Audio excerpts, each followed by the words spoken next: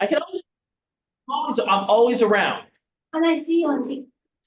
I'm there as well. Yes, yes. There'll be a lot more of that content coming out as well. A lot more fun stuff online for sure, for sure. All right, we get the presentation going here. This is going to be a fun team meeting. I got this. This is going to be special. I like what we're doing today.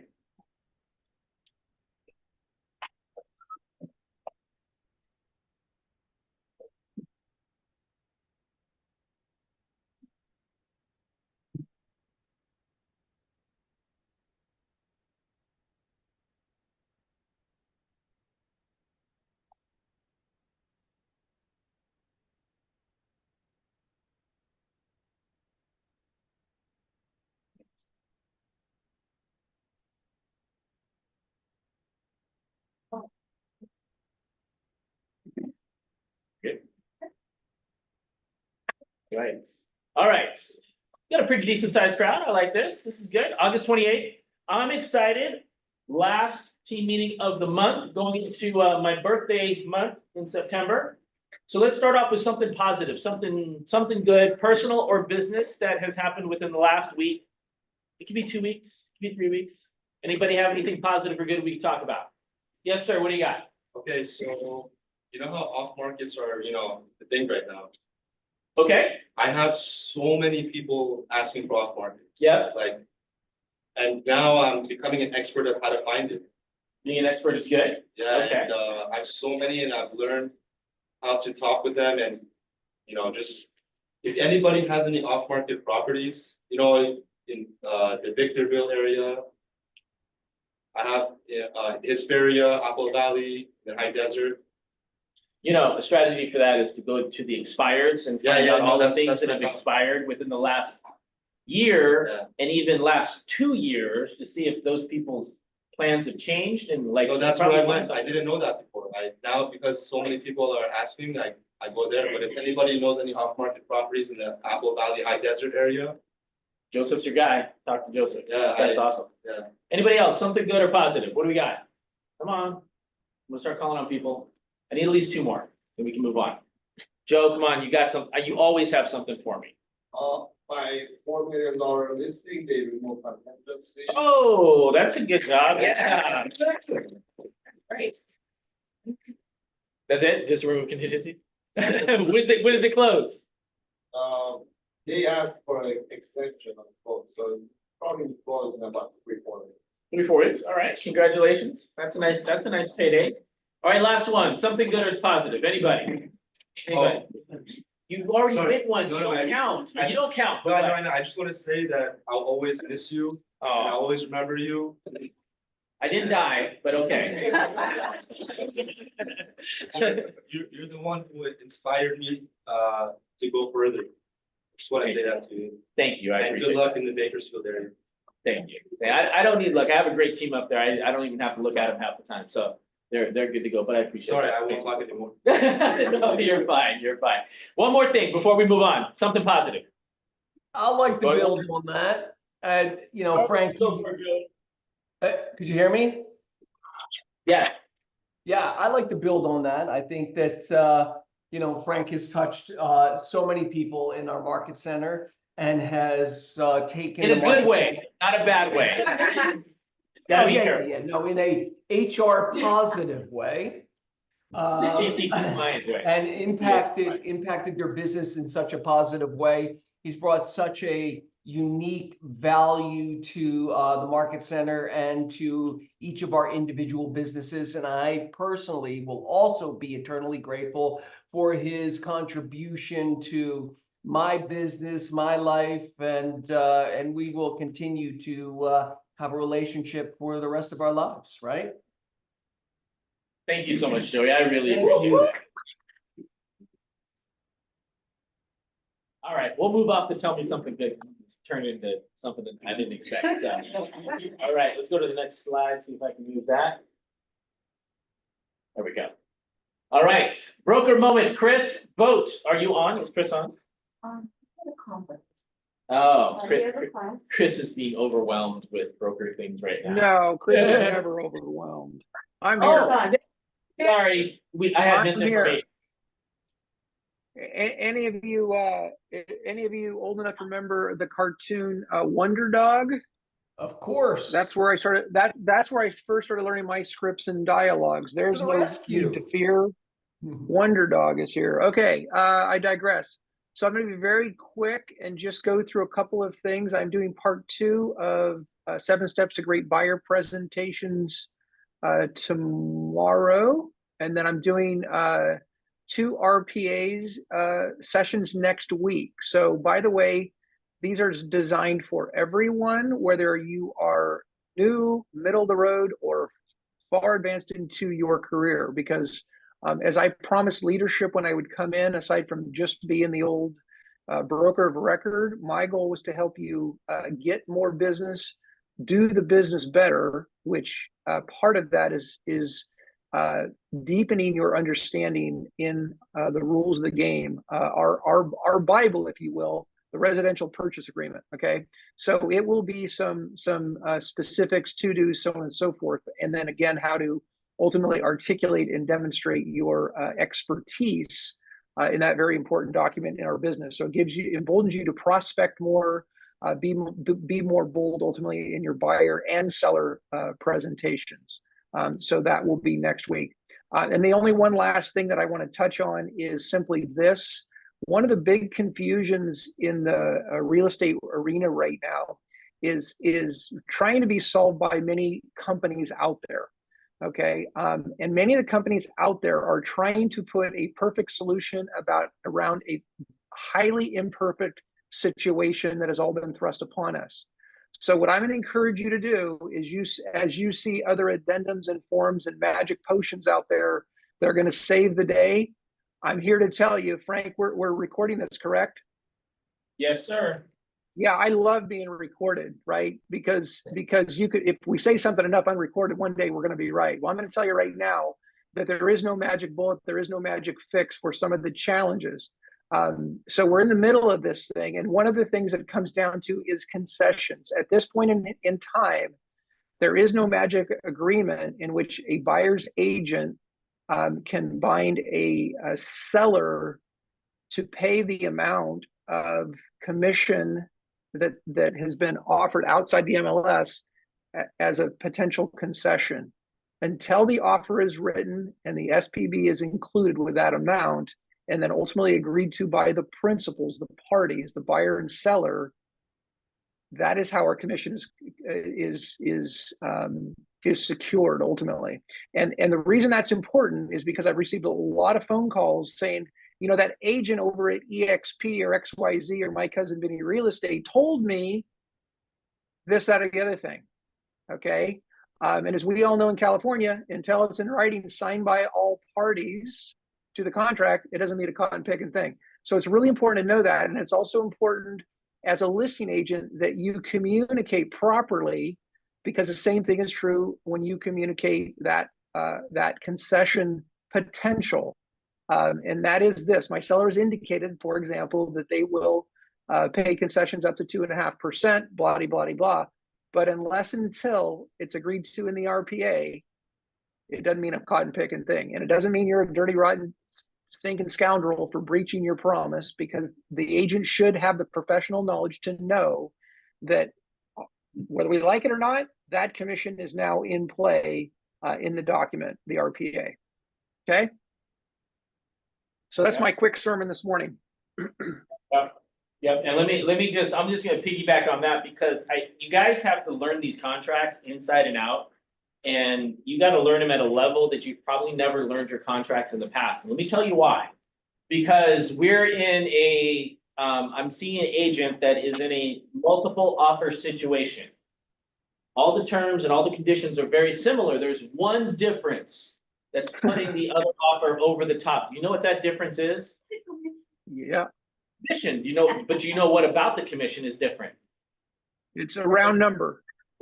Well, no, one person is asking the seller to pay the buyer agent commission, and the other one, the buyers are paying it. Right. It's a round number to the seller. Yep. 0. And so that's impactful. And so all that is that one somebody had a conversation with that buyer, and that buyer was able to make that happen. Not all buyers Yep. are gonna make that happen, but if you don't know the contract, if you don't understand the situation, you're gonna put yourself in a precarious situation, and that's what everybody does not want to have happen. Absolutely, what do you got?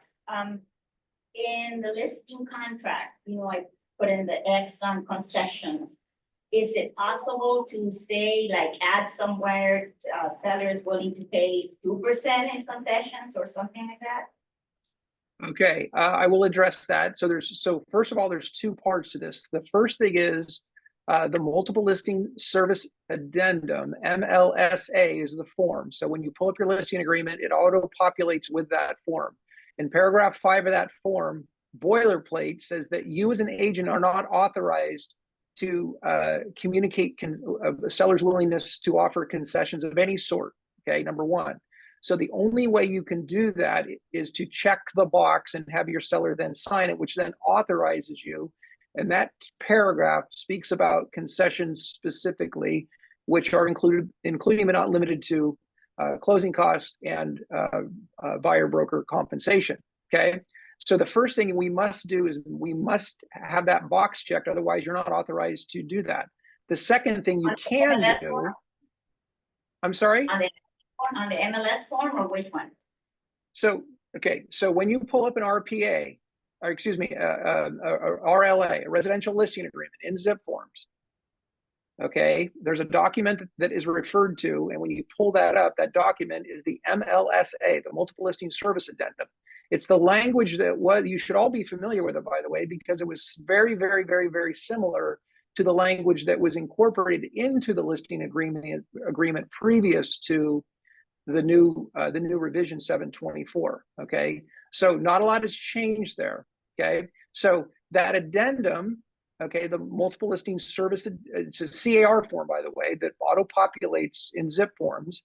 There's a checkbox that must be checked in paragraph 5. Otherwise, you do not have consent to talk about concessions to anybody outside of your seller. Okay. So hopefully everyone is familiar with that, because I've done training on it. There's videos on that have all been sent out. You can watch those, whatever the case may be. But the best thing to do is simply pull up the listing agreement and see what other forms pop up, and make sure you're reading those forms. Okay, so the specific paragraph on CAR form MLSA is paragraph 5 with a checkbox. So that must be checked.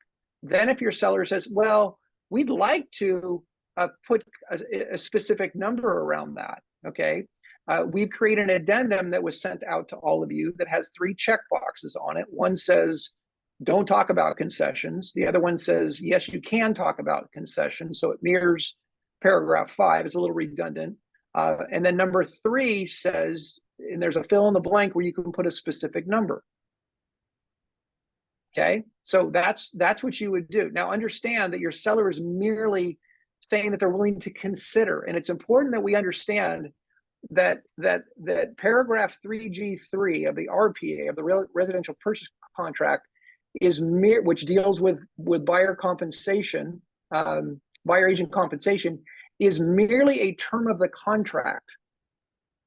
And the reason I say that is just because with every other term of the contract, okay, a seller is considering terms. They're not agreeing to terms until the RPA is written. So if you have a client that says 2.5%, great. That is not etched in stone with anybody until it's memorialized in the agreement between the buyer and the seller. So candidly, the best, and this is what I said earlier about these magic forms that other companies are trying to create, there is no magic. Okay, so the best, honestly, the best practice is to have the discussion with your client and have them indicate to you whether or not they want you to talk about concessions at all. And if they say, yes, we do, then when the phone rings, and this is what my business partner, broker agent son does in the field as a practitioner, he merely lets the agent who's calling know that the seller is willing to consider concessions. Okay, because even if he says 2.5%, it doesn't bind anybody. And what it does in a lot of cases, and these are the calls that I'm getting from the field, it sets a false hope and a false expectation for the buyer's agent oftentimes, who doesn't maybe understand how it really works, and then ultimately to the buyer, because then they communicate to the buyer that, oh yeah, they're going to pay 2.5. And when they don't, everyone's upset. So that's where it's critical that you understand these forms and documents inside and out. Okay. All right, thank you, Chris. Appreciate that. You betcha. Chris is Uh-huh. doing a lot of classes, and we have some recorded classes of his that I would recommend you go through and you watch. So thank you so much, Chris. We appreciate all of your knowledge and your help. It is way better than what I've seen other people do. So you're awesome. Question. Okay, thank Oh. y'all. Another question. Yeah, Joe. We think, when the agents ask for 3% commission and you want to counter them, are we countering them via the multiple counter offer or the seller counter offer? Or we are using different form? How are we going to go about countering? Okay. commission? Okay, I'm really glad you asked that question. I've been asked that question several times in the field. So I'm gonna now employ the Socratic method, and I hope you're all familiar with the Socratic method.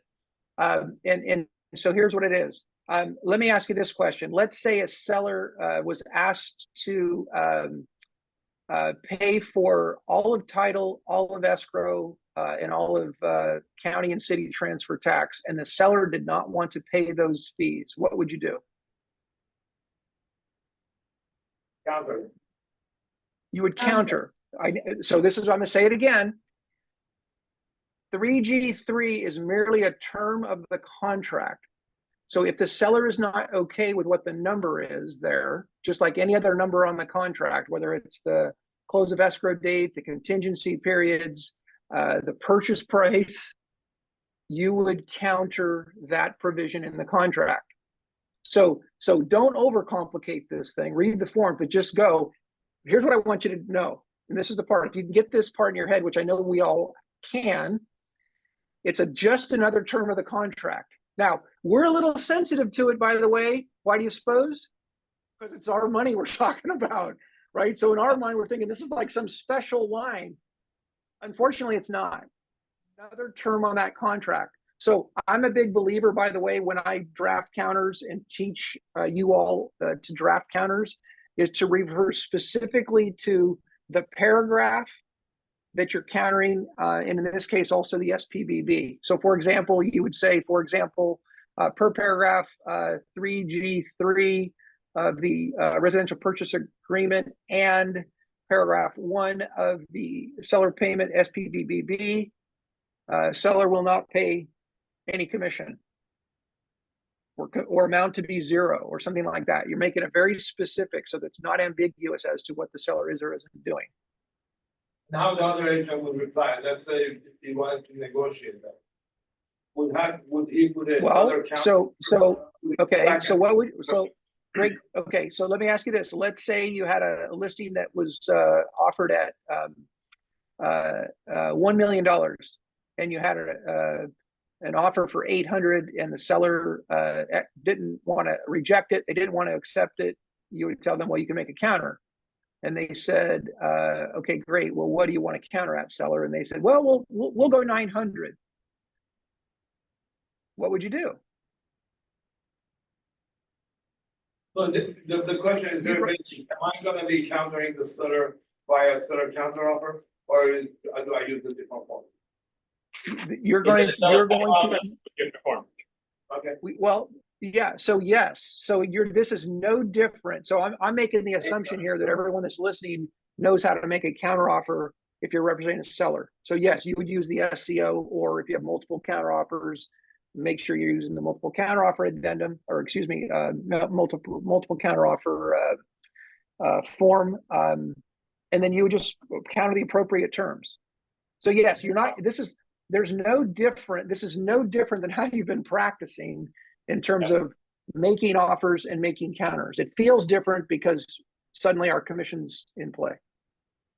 All right, if you guys got questions for Chris, you can message him after the team meeting to be respectful to our guests and get moving to the team meeting here. But that was super helpful. Thank you so much, Chris, for all that information. Absolutely.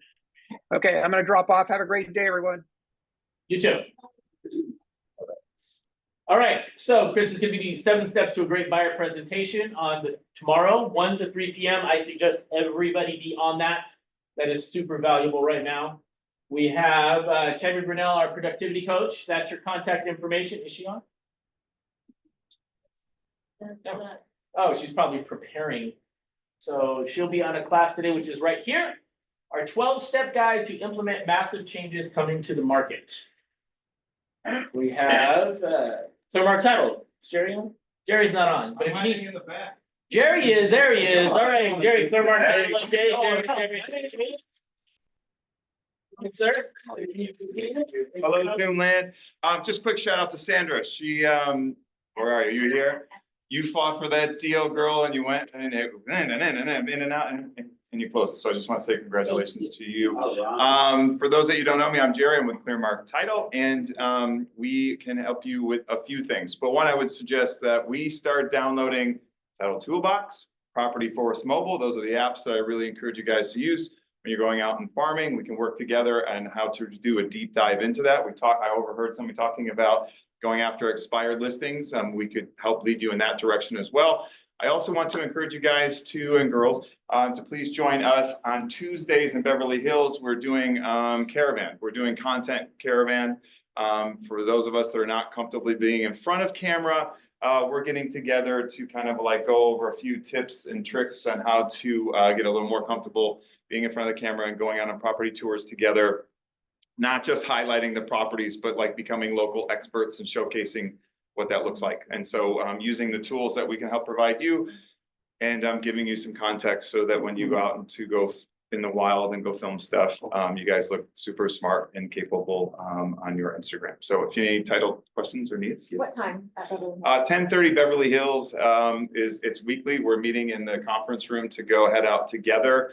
But we're going to have a more focused kind of group, at least the first Tuesday of every month.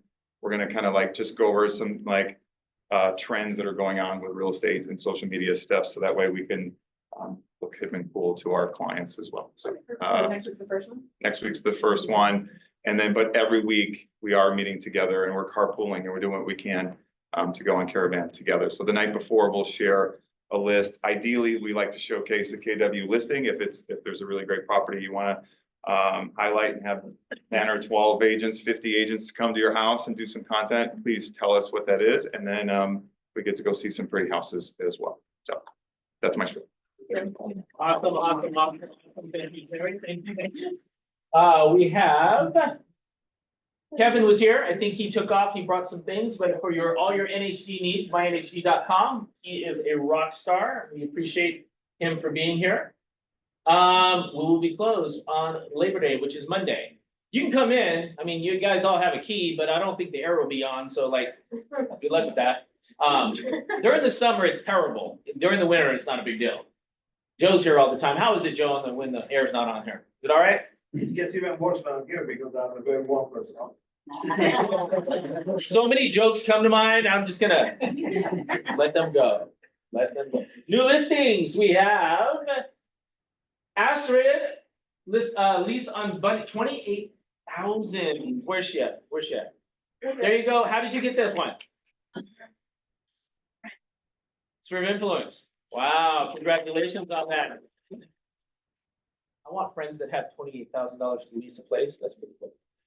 Charlotte 2.99 on 27th Avenue in Venice. Where's Charlotte? Is she here? No, she had. No. No. Do you know about this one? Where she got it from? That's almost 2 years. I'm actually here. Hi, guys. Charlotte, how are you? Yeah, I have photographer. I am getting a lead and just getting some photos today. Yeah. So she's one of my friends. She just called me and asked me for just putting on a MLS for lead. That's it. Fine. Yeah, awesome. Happy birthday. Thank you. Thank you. Thank you, Frank.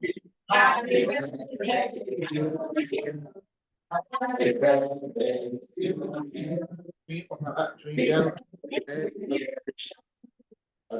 Happy birthday to you.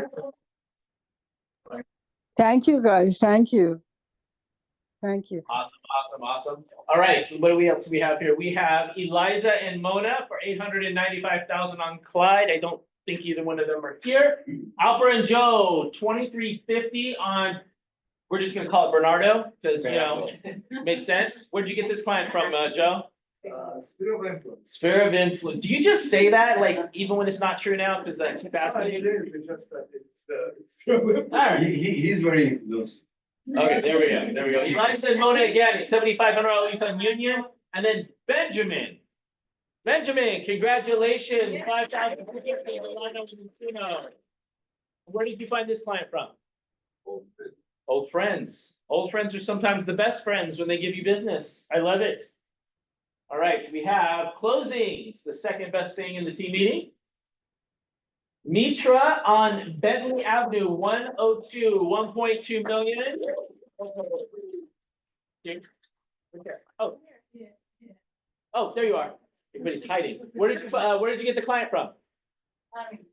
Family. Sometimes family comes through. Sometimes they don't, but congratulations on that one. That's a win. Depends on your family, huh? Yeah, we've had some horror stories in here, but yeah, that's awesome to hear that it actually works with some people. David Israeli, $5,500 lease, and then Lena Semigolina for $5,100 on Harper Avenue. Sandra, 1.3, congratulations. Where did this client come from? Your lawyer friends. Sometimes lawyers are the best friends because they have, you know, For, 1,250,000. a little bit lower, that you was know, awesome. close enough Yeah. for government work. Sona Gallatin, Alfred Street for 1.1 million. So congratulations to Sona.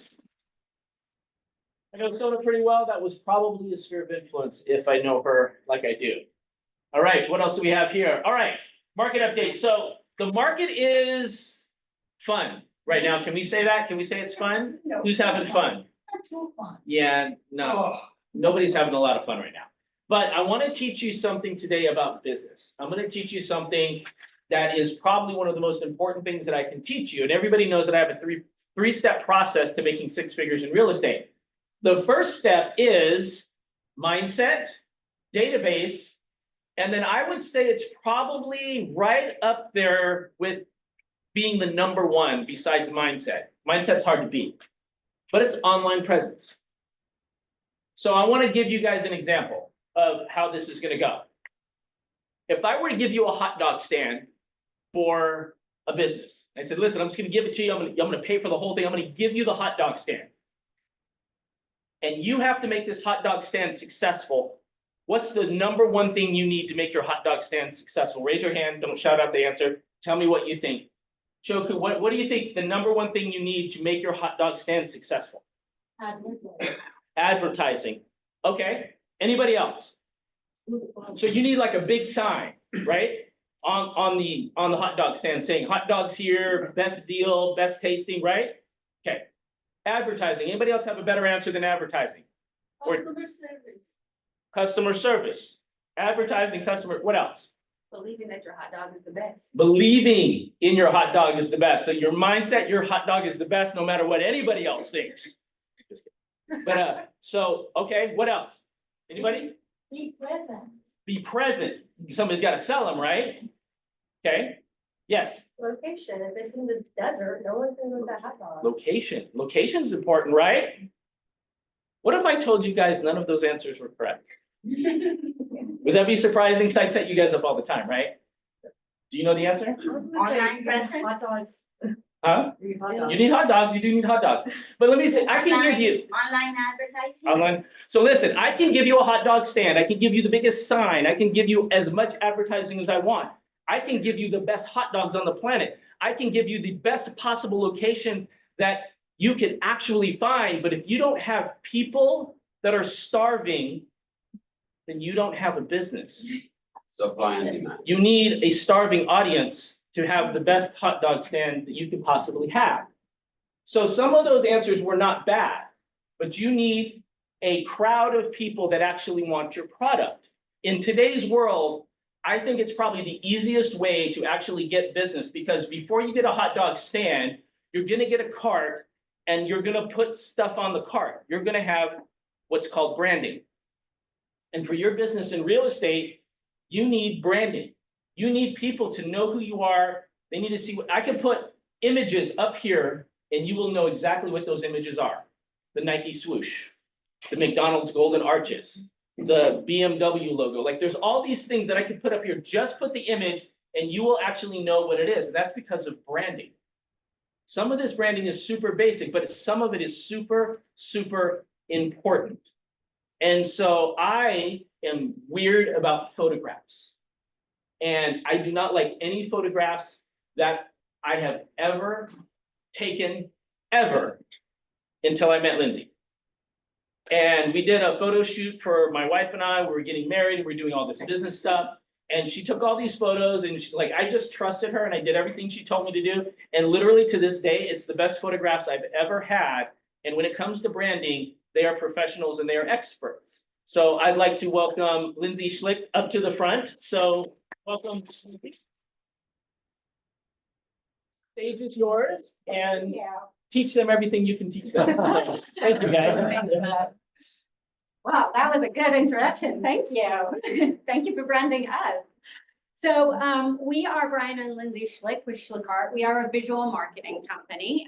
We started 12 years ago and we started as a small photography company, and my husband Brian has a video background. We became a photography video company helping small businesses, and now we are a visual marketing company. We literally come to places like this. We go to corporations and we talk about visual marketing and strategy for small to medium-sized businesses.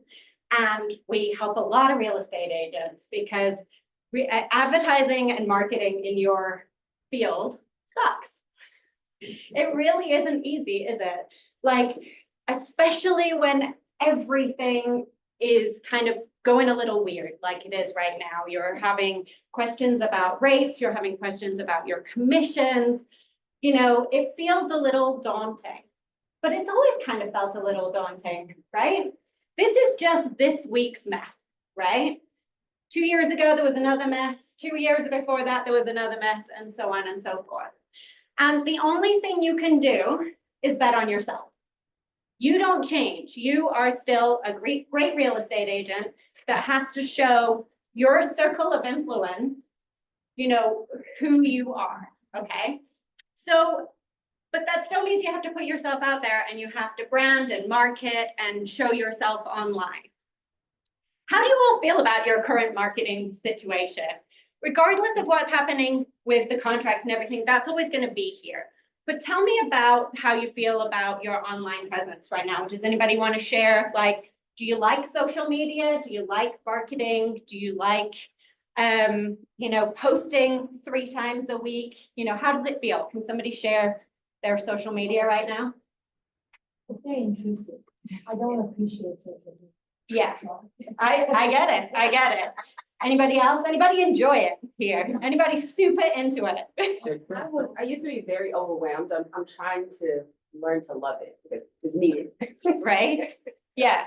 And we get kind of stuck in the weeds and keeping up with the Joneses as well, don't we? We see somebody else over here who looks like they're absolutely nailing it. And you're like,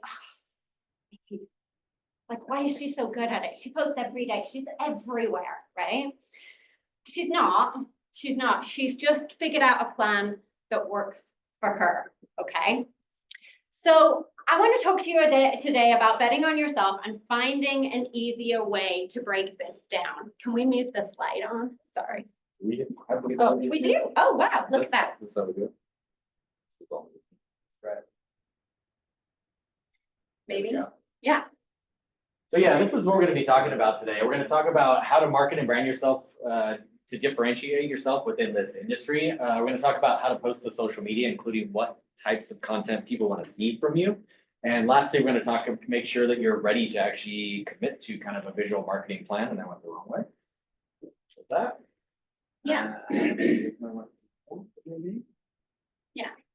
So I have a cool kind of way to break this down easier for you. So first off, we are not influencers. We are not in need of, 100,000 followers and 1,000 likes per day. We're not running around selling $10 hairbrushes and getting sponsorship and posting every single day and spraying our marketing. That is not the aim of the game. I could get, I could do that and I could get, 100,000 likes, but that isn't going to make me any money. And to be honest, just like me, I'm sure if you could go live on a desert island and have all the money in the world, you turn off your social media, right? But we can't do that. We need our social media to get bums on seats and to help us. So we don't need everybody, we need clients, right? So I have a fun way to break this down. We need to know our numbers, okay? So for instance, let's say you want to make $1 million a year gross, okay?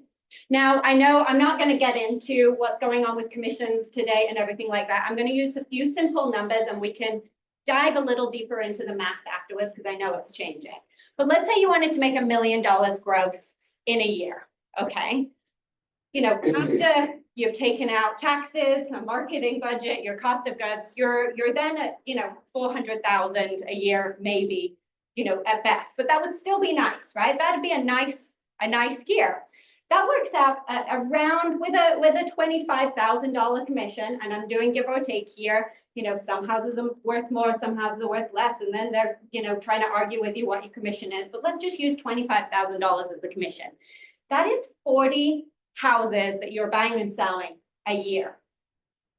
That works out to 3, let's say 4 houses per month. When you break it down like that, doesn't it seem a little easier? Doesn't it seem a little easier to find 4 people per month than looking for $1 million? If I go looking, I'm sorry, I've looked for $1 million for my entire lifetime. I don't think I've ever found it just laying on the ground, right? But I do find people. I find people every day. I'm here talking to you. He'll tell you, I can find people everywhere. You can tell by how much I talk. I meet people left and right, don't I? So what if you had to just find 4 people per month versus trying to run around spraying on social media? Oh my gosh, I've got to post every day about something, whether it's rates, whether it's talking about what's going on in our industry, whether it's talking about, houses, whether it's educating, just spraying and with no direction. Wouldn't you rather just go looking for 4 people that know, like, and trust you and you get along with and, want to buy a house from you? Wouldn't that seem a little easier? You're all looking at me a little blankly here. So now that you know your number, if that was your number, I mean, if you want 2 million, then obviously we're going to double it. If you want just, a few 100,000 a year to keep you happy, then we're going to make it lower again. But looking for 4 people, we then have to find 4 of the right people, right? So we know the people, we need to know what they're into and how they work with us. Now, we've all done it. Have you all in this room had a sale where you loved everything about it from start to finish? You loved the house, you loved the client. If you could work with that person over and over and over again for the rest of your life, your life would be a joy.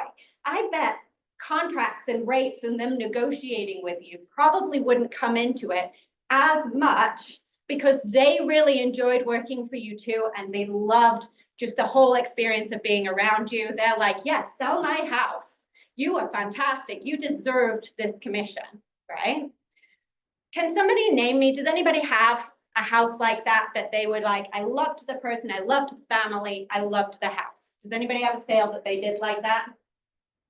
Gosh, you guys are quiet today. No? No? Nobody's ever liked their client so much. Still recovering from the last Frank? transaction. Frank, Yes. give me a house that you loved the client, loved the house itself, the whole experience from start to finish was a pure joy of working with that person. And what do you want to know about this person? Well, I want to know, what did you like about working with them? Usually when I work with somebody and I love the house and I love them, like there's just a connection there. And, we work well with you because there's a synergy, there's an energy there because Right. we're all on the same page. We all want the same thing. Yeah. And there's an excitement to it. Yeah, there's probably commonalities. Yeah. Like it was in your neighborhood and you like selling to your farm. Your kids went to the same volleyball camp and you just love, doing volleyball, tours together, you and your wife go to the same Pilates place, there's commonalities, common goals, that person's become fast friends with you, and they were just easy to work with, right? All the boxes being checked all the way down, right? That's called creating a demographic. That's called finding the right people that you want to work with and then speaking directly to them. So we need to know our numbers. We need to know who in those numbers is like us and has that sphere of influence, and market, connect, and sell directly to them. So let me give you an example. Let's break it down. So here's an example of a perfect client and a perfect demographic for us, okay? So we work so often with authors, speakers, and coaches because we just resonate with them. We go to the same networking events, we read the same books, they need marketing more than anybody, and we love talking about marketing and business, and we just resonate with that person. So we literally sat down and wrote everything that we liked about working with authors and used that to market on our social media. We, speak about marketing. We speak about marketing to authors. We talk about the books that we read. We talk about the networking places we go to. We educate small businesses, authors on marketing. And from doing that, we now get usually around 10 authors, speakers, and coaches a year, which is perfect for us because we're speaking directly to them and they're like, oh my gosh, I love that company's education. I love what they're doing over there. I'm going to choose Lindsay over Sarah down the street. Okay. So now let's break it down for you guys. So who would be your what, where, when, how? Okay. So to go back to what we were talking about with Frank, like, let's say you love to sell single family homes in, a nice neighborhood in Los Angeles with kids the same age as your kids with, as I said, you go to this Pilates class and they go to this Pilates class and you start meeting the same circle of influence. Instead of your social media being filled with rates, the market is terrible, here's a house I sold, here's a house that I'm listing, rates. You're not showing any of your personality and you're not connecting with anybody. Now, don't get me wrong, I'm not asking you to get super personal on your social.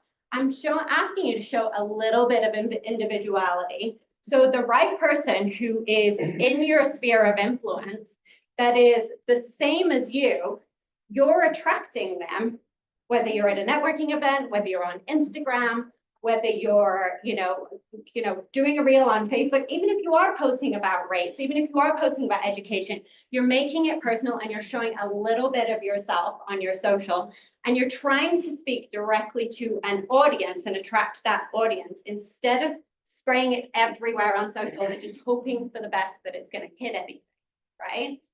So breaking it down that way. So let's say that single family home and you've got, kids in baseball or what have you.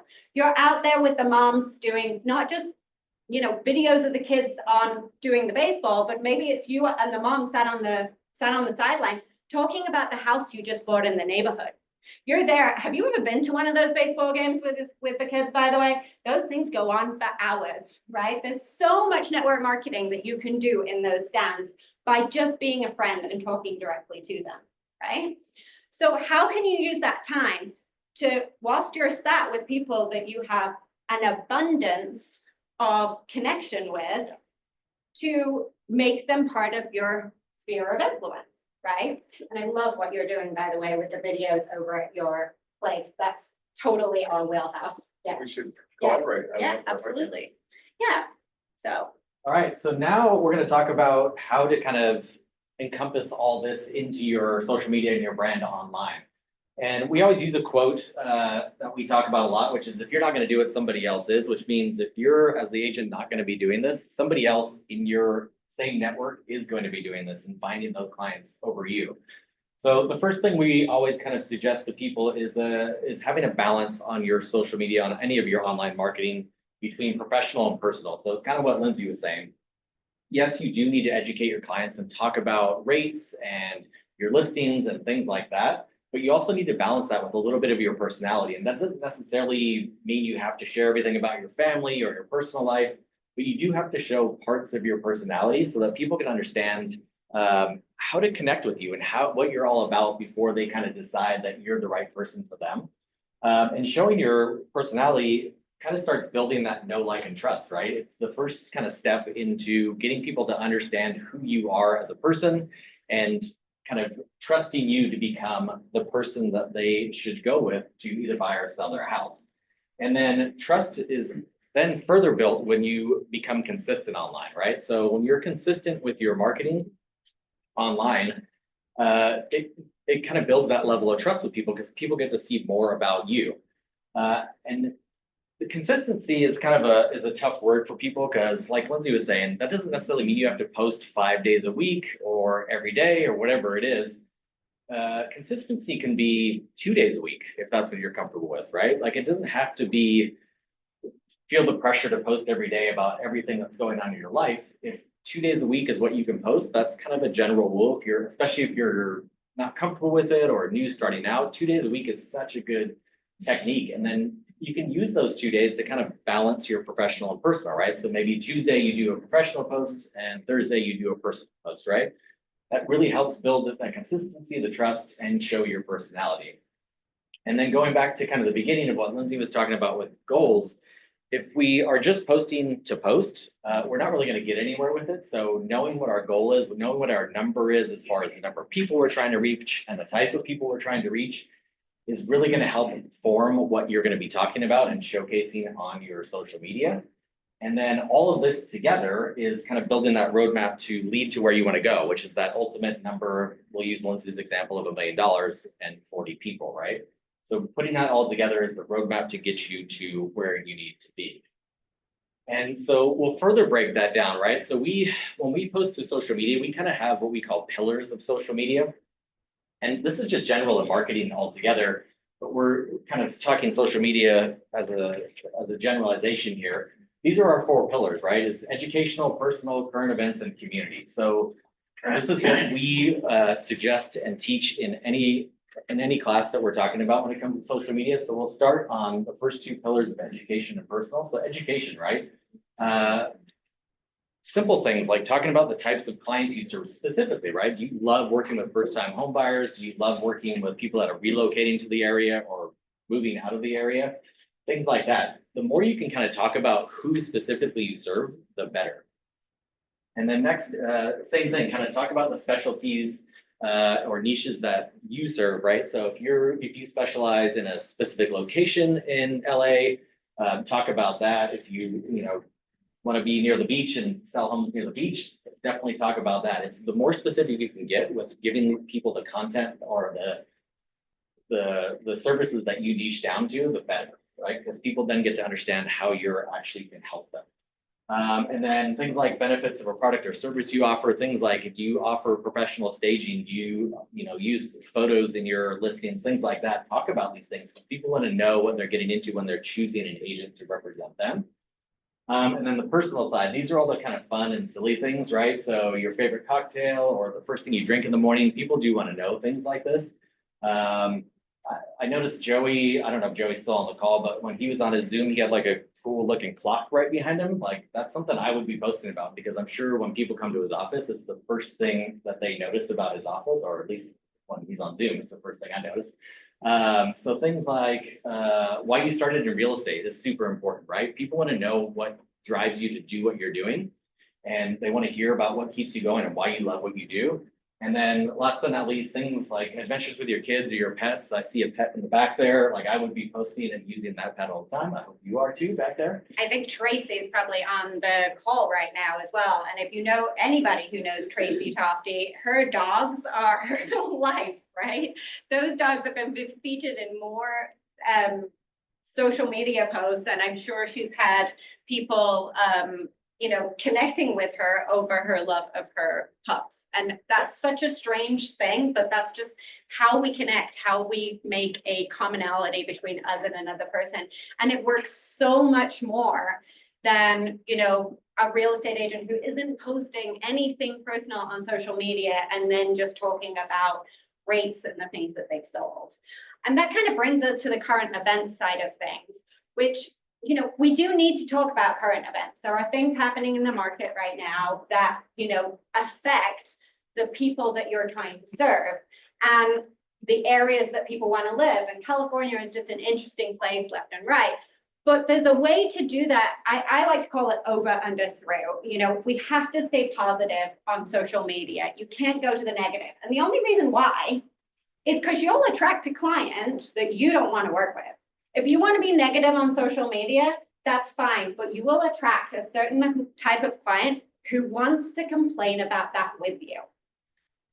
I don't want to sit with that client all day just by something that I accidentally posted on social media in a heat of rage, right? Because that's the type of client you'll attract versus if you go on social media and go, hey, so, you know, rates are high and we're in Santa Clarita where there is low inventory right now. Well, there's been low inventory for about 15 years in Santa Clarita, but it's an issue. And that with rates being high, it means that house prices are high as well because everybody's fighting even in a high rate. So it feels like you're losing. But real estate agents that are really great at social media are on there going, I know this is tough, but let's talk about it and let me educate and hold your hand through this process so that we can find you a house that you love at a price that you can afford. They're not going on social media going, yeah, it sucks. I absolutely hate my job right now. Let's talk about it, you know, because those real estate agents will attract that client and probably a sale would never happen from that because you're both going to the negative and you're both just complaining about it. Nothing good is going to come from that versus somebody who wants to talk about current events and help solve problems. Everything we buy in life right now is because it solves a problem, whether it's a high value item, whether it's a luxury item, we buy from people we know, like, and trust who solve problems. That's it in a nutshell. We don't buy from people who we complain with and don't solve problems, just talk about problems, right? So when it comes to current events, please lean into it, but lean into it with a solution. And that will get you further on social media than anything. Yeah. And then community. I'm not familiar with where your communities are down here, but again, it could be as simple as the Pilates studio community, the baseball community, the yoga community, the Chamber of Commerce. The Chamber of Commerce in Santa Clarita is huge. We're a huge part of that. And that works for us because we serve business owners. We're there left and right. I serve on the board of the Chamber of Commerce in Santa Clarita because that's where my clients are. That's the circle of influence that I love talking all day about marketing and business with. That just gets my, you know, juices flowing. That's everything that I want to do all day, every single day. I get very passionate about it. So they are the perfect circle of influence for me. Find your community. Yes, social media is so important, but nothing is better than showing up and having conversations with people in person and getting to know them and solving problems. And so one of the biggest, and this goes into what you guys do in Beverly Hills, is like one of the things that questions we get all the time is like, I want to do video. I've been told I have to do video, but I have no idea how to start, what to do, what to say, anything like that. So we've kind of created like a little simple script for how to start your video content. And we don't talk about scripting in as far as like writing it down and memorizing it and saying the exact words that you've written. We kind of break it down, and I'll give you an example here in a second. So the first thing that we always say is we want to just talk about one idea and have one message in each of our videos. If you have multiple points per video, you kind of want to make more than one video, right? So if you have a topic that's huge and you have 3 points to make, each one of those should be their own video. We don't want to overwhelm people with too many points and too many like talking messages. The next point is to leave people with a warm and fuzzy feeling, and that kind of sounds a little weird, but essentially what it is going back to what Lindsay was saying, is keep everything positive. We don't want to go to the negative in our video content. And then last but not least, if you can tell a story within your video content is very, very important because people really resonate with that and can put themselves in the place of the person you're telling the story about. So on the right, this is our basic version of a script example, and I'm going to kind of do it live here with you guys. to give you an example of how we would do it. So introduce yourself and your company. So I'm Brian Schlick of Schlick Art. State where you are. We're at Keller Williams Westside today.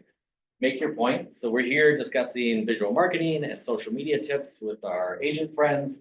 And if you, I'll close with a call to action. So if you think you need something like this, or this presentation would be great to have for your team, let us know. We'd love to help. The call to action would be, my name is Brian Schlick with Schlick Art. Give me a call at 661-309-5326. Have a great day. Close with that nicety. And we hear this message all the time that people tell you on social media, like, you don't introduce yourself every time. You don't have to say your name every time. If you're uncomfortable doing video content, this is a great way to start. And once you get more comfortable, you can switch it up and make it your own style. Because like as you grow your following and get more people on social media, it's a good idea to every now and again reintroduce yourself so people understand who you are, what you do, and who you work for. This might feel kind of simple, and it might feel a little bit dorky, and you're on social, again, keeping up with the Joneses and the influencers and going, oh, but she's a professional at it. I would never put a video out there because I'm comparing myself to that person. Again, you're not trying to be an influencer. You're just trying to gain for people as sellers or buyers in your market every single month. You're just trying to meet people. If you were going to go into a networking event and just be like, hi, I'm a real estate agent. Do you see what I'm saying? You didn't introduce yourself. You didn't say hi to the person. You didn't meet them. You didn't tell them what you're doing, today and why you're here. You just did that. You're going to be the awkward person in the room. Well, guess what? You are on social. So, by doing the script and breaking it down and being simple, two things happen. You start introducing to yourself to new people on social media, and you get better at it. All you can do, you do something 1,000 times, you become great at it, right? If we go to the gym once and never go back again, it's never going to work. But if we consistently just keep trying, you go in there and you're like, well, the weights look really intimidating, so I'm just going to go for a walk on the treadmill and hope that nobody notices me. But then you go back again and you gain a little confidence and you start running on that treadmill. 6 months later, like the new person coming into the gym who's terrified sees you, doing squat jumps over there and then, squat thrusters and, lifting 50-pound weights above your head. You've graduated. You can stop doing the scripts now and start messing around on social media and really connecting with people in a different way. But you have to start and you have to be consistent. And this is a great way to break it down for social. Yeah. So this is me. So I love it when you land a point and then you literally hit your head on the way out. I kind of just did that. So so this is what we do. We help small businesses with visual marketing, whether that is headshots, if you want to take that, sorry. Headshots, lifestyle photography, lifestyle video. We create small business videos for social media. We create business videos, foundational videos for websites. We can even coach you on how to make better videos yourself. And then on top of that, we offer strategic planning for small businesses. So if you want to come in to our studio and sit and run, your numbers and talk about everything that's going on and build a year plan with us, that's something we do for a lot of our clients. We also have a few fun things. If you want to go see Doug at the back of the room after this, we also have gift certificates for you for session fees for lifestyle and headshot photography. If you need a new headshot, you can grab one of those off him. We do a weekly newsletter. Actually, right now it's going out twice a week, our newsletter and our blog, that literally gives you free education into better branding and visual marketing. So if you wanted to drop your business card into this jar here, we can add you to that newsletter so that every week you're getting information about better marketing. We can do that for you as well. The other thing that we offer, because how many of you feel like this? You know that you have to post 2 times a week. You wake up on a Tuesday morning and you're like, I have to do a social media post. I have to do a social media post. I have to go pick up the kids. I have to go show this house. I have to do this before you realize that it's 8 o'clock and you haven't done that social media post. Does that happen a lot? It feels like you're not only coming up with the idea, making the post and everything all in one go, and it becomes a chore and it never works, right? So we actually created what are called social media guides, and we have them here at the front. you can click on the link right here. We came up with 100 different post ideas for your industry. We have real estate ones. I don't know whether there are any loan officers in the room, but we have loan officer ones and small business ones. But in there is 100 different post prompts that you can talk about to make your social media more personal, okay? And there are 20 personal posts, 20 community, 20 education, 20 miscellaneous, and 20 personal posts all in there. So that the pillars that we had up before of how to post, there's different prompts in there. So all you do is actually, you know, make notes on the prompts, and then twice a week you post from there instead of feeling like, oh my gosh, I have to come up with the idea, post it, do all this whilst I'm driving around town, you know, showing houses. We're trying to break it down and make it easier for you. So those 100 postcards are usually $250 each for the physical and the digital copy, and $200 for just the digital copy. But they're on sale. There's $100 off those right now. If you wanted those, just let us know and we have them up here. But we'll be hanging out for a little bit if anybody wants to come talk to us about any marketing or branding issues or any headshots or video stuff. Thanks for having us. We were really glad to have the opportunity to come down. Thank you, Frank. Yeah, thank you guys.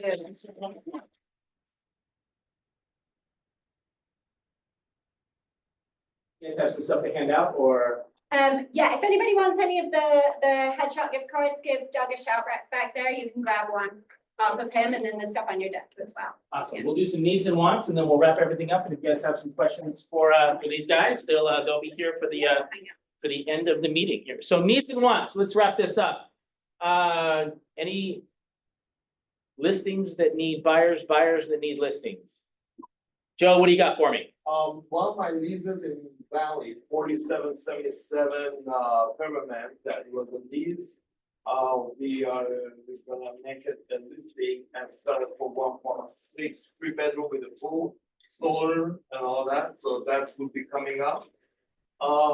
And we're gonna, hopefully this week, this the one in Arizona, great view, south of the boulevard, with a view with a pool for $69.99. That's another list coming up in the Arizona, borderline of Arizona. And for those of you that have plans for income property, probably in the next few weeks, there are going to be maybe about 4 income properties that one of my partners is going to bring on the market. One of them going to be on Southern Washington. There's going to be another one again by Southern Washington, one on Southern Washington. And then there's going to be Cumberland Valley. So if you're looking for apartment building, those are the 4 listings that's going to come in the new. Nice. Joe's on fire, people. I love it. Those are my apartment building. That's my partner. I'm gonna be assistant. Nice, nice. I want a partner like that. That's awesome. What do you got there, Sandra? I have a fixer upper coming up in Carson. Say no more, sold. I have somebody for you. No, where, so tell me about the fixer upper. It's in Carson, in a nice little street. It's a fixer upper. Probably gonna go for $750, $749. Okay. Cosmetic or gonna scrape it? Some cosmetic, it needs a new roof. New roof? Okay. How much you gonna sell once you fix it up?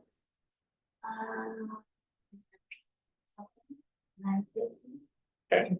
There's some margin there. I like it. I like it. Anything else, or was that good? No, that's it. Okay. What, sir, what do you? Oh, Another lease coming up, border of Woodland Hills, Calabasas, 3-bedroom, 2.5 bath, with a pool, 2,000 square feet, totally remodeled. It'll be in a week. nice. How much? 5,900. 5,900. Nice, nice. Congratulations on that. Lynn, what do you got? I do have a client that is looking for a lease and he's willing to pay the 10,000 to 14, so. Okay. What area?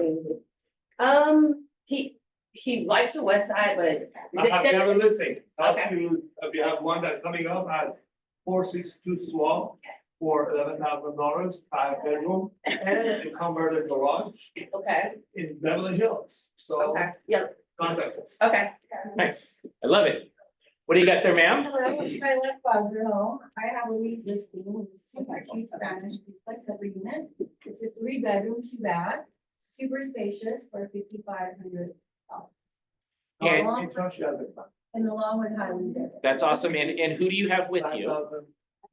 This is my very new, almost a week, relationship, Darcy. Darcy, is Darcy licensed as well? Yes, yes, he's got it on Instagram. That's awesome. That's awesome. Very cool, very cool. Well, welcome. Astrid, what do you have? Coming this week, condo/office in downtown for $649. That's where I'm gonna be working from, my home/office. So that's for, how much is it for? $649. Awesome. That sounds like a really good deal. What else? Anybody else? Needs and wants? Going once, going twice. All right, guys, thank you so much for coming. I hope everybody has a fantastic day.